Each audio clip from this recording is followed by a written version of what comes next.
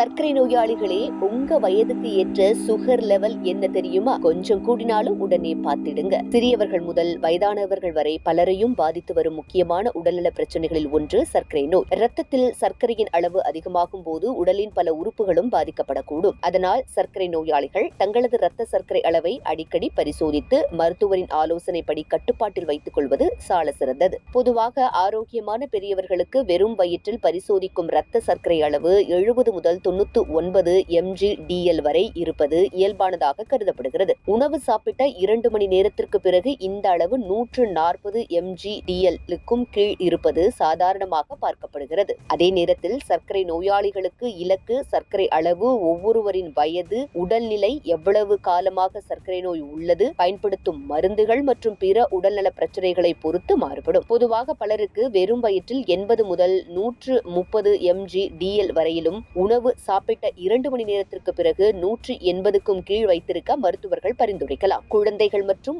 இளைய வயதினருக்கு சர்க்கரை கட்டுப்பாட்டு இலக்குகள் வேறுபடலாம். அதேபோல் வயதானவர்களுக்கு, குறிப்பாக பிற உடல்நல பிரச்சனைகள் உள்ளவர்களுக்கு மிகவும் கடுமையான கட்டுப்பாடுகளை விட தனிப்பட்ட தேவைகளுக்கு ஏற்ற இலக்குகளை மருத்துவர்கள் நிர்ணயிப்பார்கள். சர்க்கரை அளவு அதிகமாக இருந்தால் அதிக தாகம், அடிக்கடி சிறுநீர் கழித்தல், அதிக பசி, உடல் எடை குறைதல், சோர்வு மற்றும் பார்வை மங்குதல் போன்ற அறிகுறிகள் தென்படலாம். அதேபோல் சர்க்கரை அளவு மிகவும் குறைந்தாலும் நடுக்கம், வியர்வை, மயக்கம் போன்ற பிரச்சனைகளும் ஏற்பட வாய்ப்புகள் அதிகம். சர்க்கரை நோயை கட்டுப்படுத்த மருந்துகள் மட்டும் போதாது. சரியான உணவு முறை, தினசரி உடற்பயிற்சி, போதுமான தூக்கம் மற்றும் மன அழுத்தத்தை கட்டுப்படுத்தும் பழக்கங்களும் மிக முக்கிய பங்கு வகிக்கின்றன. அதிக சர்க்கரை இருக்கும் உணவுகள், பதப்படுத்தப்பட்ட உணவுகள் மற்றும் அதிக கலோரிகள் கொண்ட பானங்களை தவிர்த்து காய்கறிகள், நார்ச்சத்து நிறைந்த உணவுகளை அதிகம் எடுத்துக்கொள்வது நல்லது. குறிப்பாக HbA1c எனப்படும் 3 மாத சராசரி சர்க்கரை அளவையும் காலந்தோறும் பரிசோதிப்பது அவசியம். பொதுவாக பல பெரியவர்களுக்கு 7% அல்லது அதற்கு குறைவாக வைத்திருக்க இலக்கு நிர்ணயிக்கப்படலாம். இருப்பினும் இது அனைவருக்கும் ஒரே மாதிரியாக இருக்காது.